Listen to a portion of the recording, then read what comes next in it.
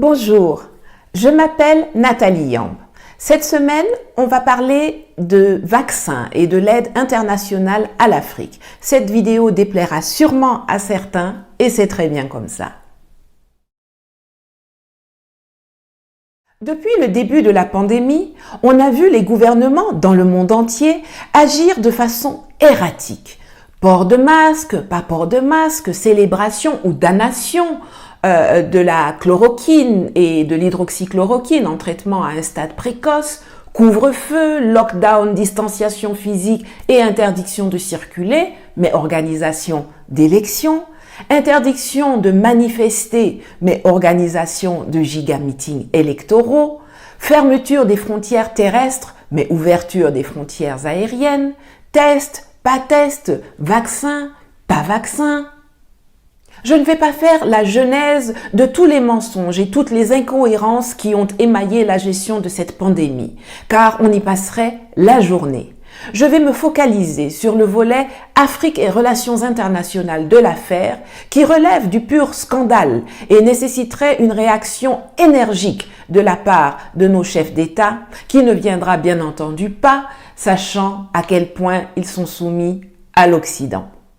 Je vous l'ai dit dans une vidéo récente, nous avons en Afrique des traitements préventifs et curatifs qui ont démontré leur efficacité dans la réponse à cette maladie et à beaucoup d'autres.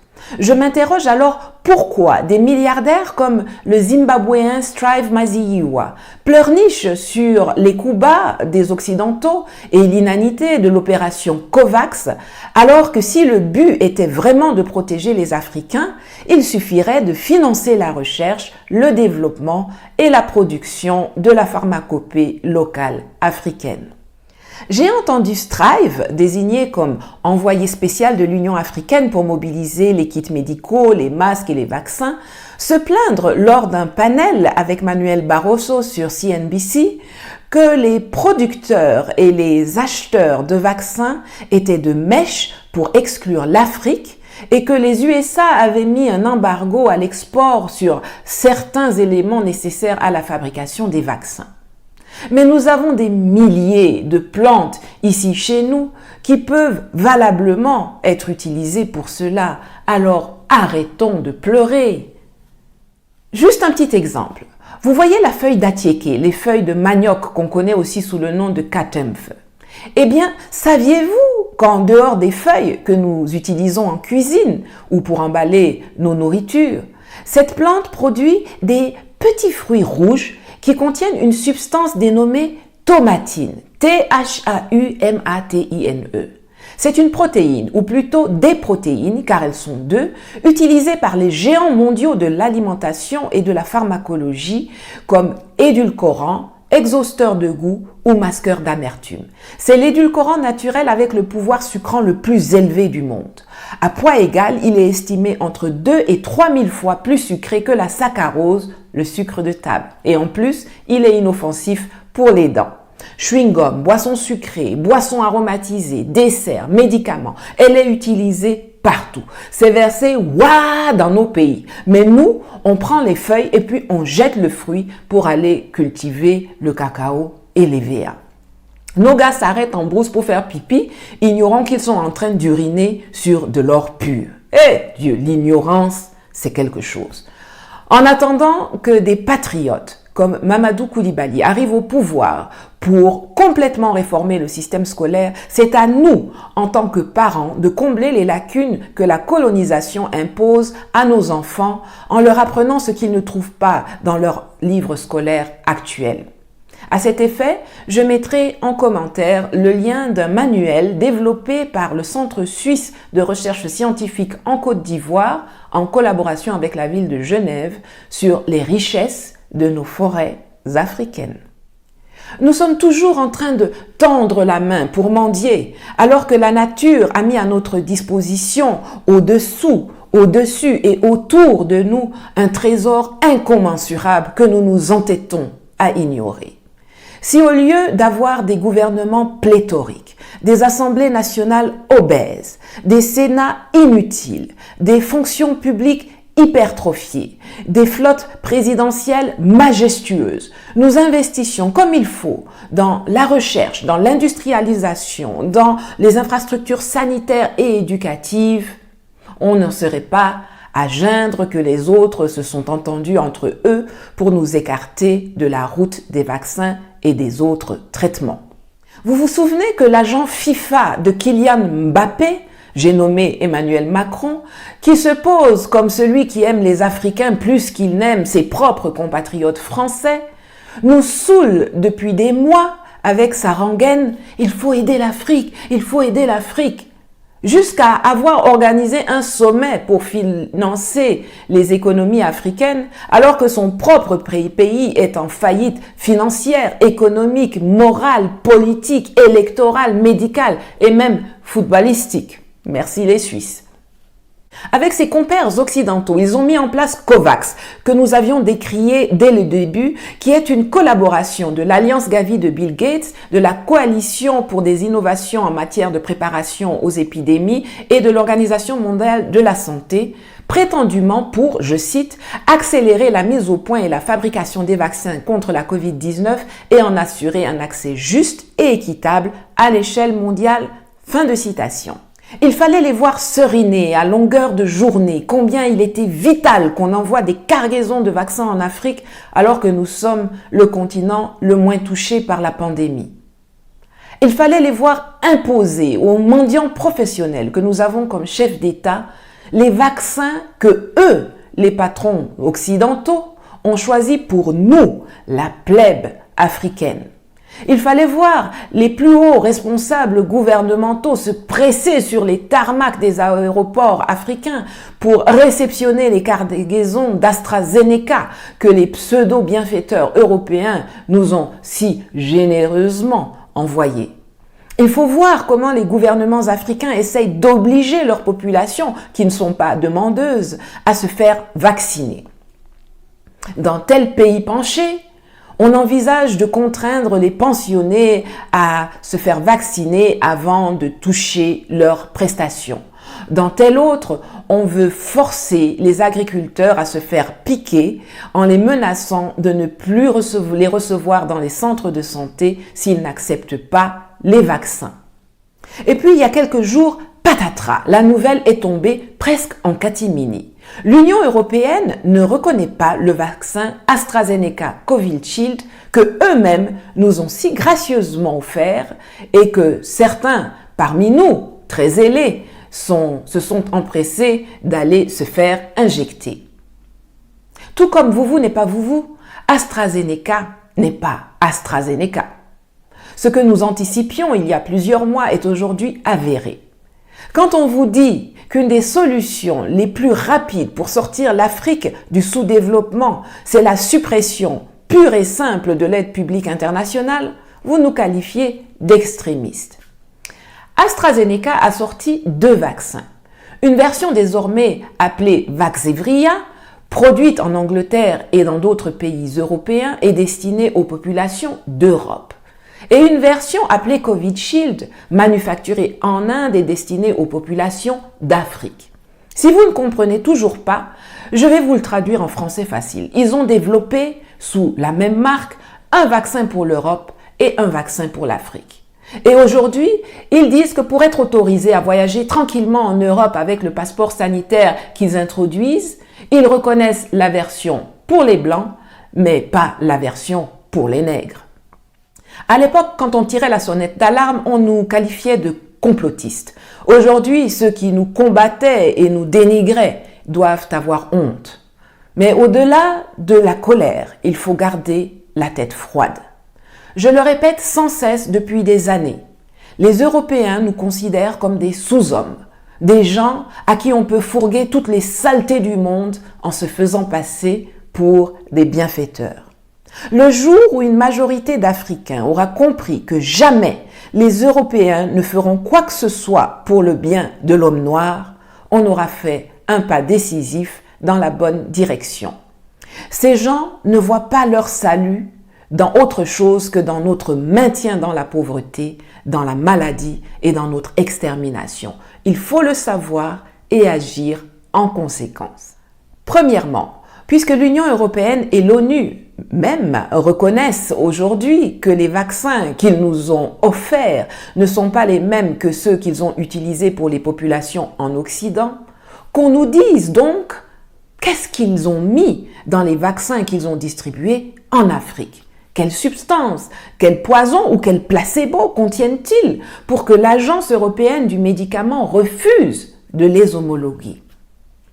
Deuxièmement, en attendant d'avoir clarifié cela, en ayant fait analyser les choses par des gens sûrs, ce n'est pas pour envoyer au labo français, allemand ou américain, c'est pour envoyer ça aux Cubains par exemple, j'appelle à ce que plus personne n'accepte de se faire vacciner dans les pays qui utilisent des vaccins issus de l'initiative COVAX.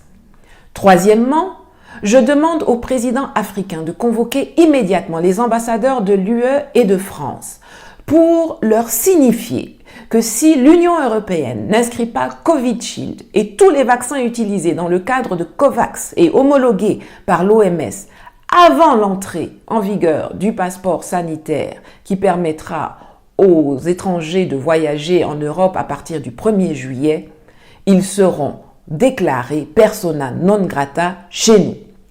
Et comme il y a très peu d'espoir que nos laquais de service qui squattent nos palais présidentiels aient le courage de faire cela, quatrièmement, j'invite les populations à descendre manifester devant les représentations diplomatiques européennes dans chacun des pays de notre continent, ainsi que contre les ressortissants européens, touristes, hommes d'affaires, diplomates, officiels qui arrivent dans nos aéroports. On doit leur faire savoir qu'ils ne sont pas les bienvenus chez nous tant que nous ne sommes pas les bienvenus chez eux. Notre façon habituelle de tendre la joue gauche quand on nous gifle sur la joue droite doit s'arrêter une fois pour toutes et maintenant. Ils nous ont pris pour des primates, pour des cobayes. Le moment est venu de leur montrer que, comme dans la planète des singes, nous les animaux, on peut les combattre et on peut même gagner contre eux. Dès que vous finissez cette vidéo, allez visionner la série, notamment les épisodes Les origines, affrontements et suprématie. Je vous mets le lien en commentaire. Nous avons le devoir d'appliquer dorénavant une nouvelle loi qui ne sera pas œil pour œil, dent pour dent, mais plutôt les 2 yeux pour un œil et toute la mâchoire pour une dent. C'est seulement ainsi que nous nous installerons, de gré ou de force, à la table des humains, puisque c'est ainsi que ceux qui nous traitent comme des bêtes se qualifient. Que tous ceux qui seraient tentés de me demander de tempérer mes propos s'épargnent cette peine. On a vu où la modération nous a menés depuis des siècles. Là où nous sommes arrivés là, nous sommes dans une situation de légitime défense. Pour finir, si Strive, Maziwa et d'autres gars lourds veulent vraiment que les choses changent, qu'ils cessent d'aller gémir dans les médias occidentaux et qu'ils financent la lutte pour la souveraineté africaine. Passez-leur le message. Merci. Hello, my name is Nathalie Yam. This week we are going to talk about vaccines and international aid to Africa. Some people won't like this video, and this is okay with me. Since the start of the pandemic, governments around the world have been acting erratically, wearing masks, not wearing masks, celebrating or condemning the use of certain treatments, curfew, lockdown, physical distancing and ban on movements but organization of elections, banning protests but organizing huge electoral meetings, closing of land borders but opening of air borders, test, no test, vaccine, no vaccine. I'm not going to go through the history of all the lies and inconsistencies that have punctuated the management of this health crisis, because we would spend the day here. I'm going to focus on the African and international relations aspect, which is a pure scandal and would require a strong reaction from our heads of states, which will of course not come, knowing to what extent they are submissive to the West. I told you in a recent video, we have preventive and curative treatments in Africa that have proven to be effective in responding to this disease and many others. I then wonder why billionaires like Zimbabwean Strive Maziyiwa cry over the foul play of the West and the futility of Operation COVAX when, if the goal was really to protect Africans, it would be enough to fund research, development and production of the local African pharmacopoeia. I heard Strive, appointed as the African Union's special envoys in the global mobilization of medical supplies, complain in a panel with Manuel Barroso on CNBC that vaccine producers and buyers were deliberately keeping COVID vaccines from Africa, and that the US had put an export embargo on certain elements necessary for the manufacturers of vaccine. But we have thousands of resources here at home that can validly be used for these. Let's stop whining and act. We are always stretching our hand to beg when nature has provided us with an immeasurable treasure below, above and around us that we stubbornly ignore. If instead of having bloated governments, obese national assemblies, useless senates, bloated public offices, majestic presidential fleets, we were investing properly in research, industrialization, health and education infrastructure, we would not be complaining that the others have come to an understanding among themselves to exclude us from accessing vaccines and other treatments. You remember that French President Emmanuel Macron, who seems to love Africans much more than he loves his own French compatriots, has been bombarding us for months with his favorite slogan, Africa must be helped, Africa must be helped, going as far as to organize a summit on the financing of African economies, while his own country is in the middle of financial, economical, moral, political, electoral, medical, and even football bankruptcy. Thank you, Switzerland. With his Western cronies, they set up COVAX, which we had criticized from the beginning, a collaboration of Bill Gates' Gavi Alliance, the Coalition for Epidemic Preparedness Innovations, and the World Health Organization, allegedly to, I quote, accelerate the development and manufacture of COVID-19 vaccines and ensure fair and equitable access to them on a global scale, unquote. They rambled all day long how vital it was to send shipments of vaccines to Africa when we are the continent least affected by the pandemic. We had to see them impose on the professional beggars we have as heads of state the vaccines that they, the Western bosses, have chosen for us, the African plebs. We have seen our highest government officials rushing to the tarmacs of African airports to receive the shipments of AstraZeneca that the so-called European benefactors have so generously sent to us. We see how African governments try to force their populations who are asking for nothing to be vaccinated. In certain countries, it is planned to force contributors to the National Social Security Fund to be vaccinated before receiving their benefits. In others, they want to force farmers to get the jab, threatening to deny them access to health centers if they refuse the vaccine. And then a few days ago, bim, the news broke. The AstraZeneca Covishield vaccine isn't on the Green Pass list of the European Union, although it's them who have so graciously donated it to us. But AstraZeneca is not AstraZeneca. When I keep telling you that one of the quickest solutions for the rise of Africa is the outright suppression of international public aid, some call me extremists. AstraZeneca released 2 vaccines. A version now called Vaxzevria, produced in England and other European countries and intended for people in Europe, and a version called Covishield, made in India and intended for African people. Simply said, they have developed under the same brand a vaccine for Europe and another one for Africa. And now they say that in order to be allowed to freely travel to Europe with the COVID certificate they are introducing July 1st, they only approve the version for the whites, but not the version for the Negroes. Back in the days, when we were ringing the bells, we were called conspiracists. Today, those who fought and smeared us must be ashamed. But beyond anger, we must keep a cool head.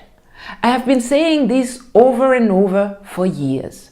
Europeans consider us to be subhumans, people to whom you can send all the filth of the world by posing as benefactors. When a majority of Africans realize that Europeans will never do anything for the good of the black man, we will have taken a decisive step in the right direction. These people see their salvation only in our continued poverty, in our sickness, and in our extermination. We must know this and act accordingly. First, since the European Union and the United Nations themselves recognize today that the vaccines they have donated us are not the same as those they have used for the population in the West, let us find out what they put in the vaccines they distribute in Africa. What substances, poison, or placebos do they contain for the EU to refuse to approve them? Second, pending clarification on this point by having samples analyzed by reliable people, not French, German, and American labs, but rather Cuban ones, I strongly suggest that no one accepts to be vaccinated in countries which use vaccines from the COVAX initiative. Thirdly, I asked the African president to immediately summon the ambassador of the EU and France to inform them that if the EU does not register Covishield and all the vaccines under COVAX and approved by the WHO before the entry into force of the COVID certificates, which will allow foreigners to travel to Europe from July 1st, they will be declared persona non grata. And fourth, since there is very little hope that our heads of state will have the courage to do this, I invite the population to protest in front of the European diplomatic representations in each of our countries, as well as to demonstrate against European nationals, businessmen, tourists, official diplomats arriving at our airports. We have to let them know that they are not welcome in our countries, just as we are not welcome in theirs. Our usual way of offering the left cheek after being slapped on the right one has to stop once and for all now. They take us for primates, for guinea pig. Now is the time to show them that, as in the movie The Planet of the Apes, we animals can fight back and even win against them. As soon as you finish this video, go check out the series, especially the last 3 episodes, Rise, Dawn, and War. Only in this way will we be able, willingly or forcibly, to sit at the table with the humans, since this is how those who treat us like animals call themselves. Anyone who would want to ask me to temper my words should spare themselves this pain. We've seen where restraint has taken us for centuries. We are now in a situation of self-defense. Eyes for an eye, teeth for a tooth. Last but not least, if billionaire Strive Maziyiwa and other rich Africans really want things to change, they should stop mourning in the Western media and start funding the struggle for African sovereignty. Pass the message on to them. Thank you.